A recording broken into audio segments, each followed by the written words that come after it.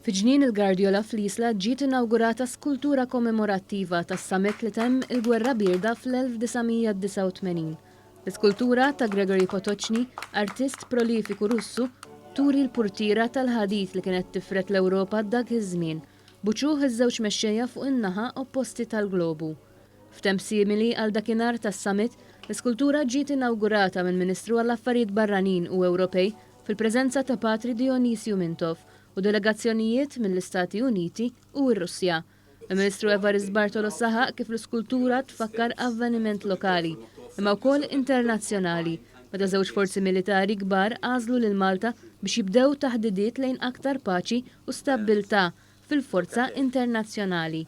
Patri Dionysio Mintov li waqqaf il-laboratorju tal-paċi 50 sena ilu.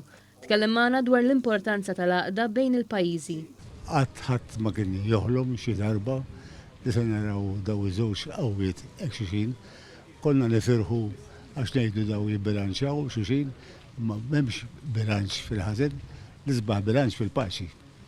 Għax fil-paċi il-bilanċ hu sħiħ.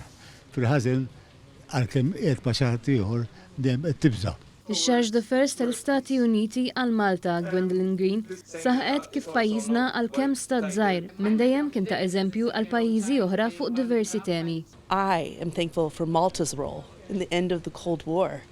Having this summit here, monumental. It opened the gateway to years of peace and the future that I can look forward to and that I can share with my children. Is-Sindku tal-Isla qal li din l-iskultura se tkompli taqqat mal-wirt kulturali tal-lokalità.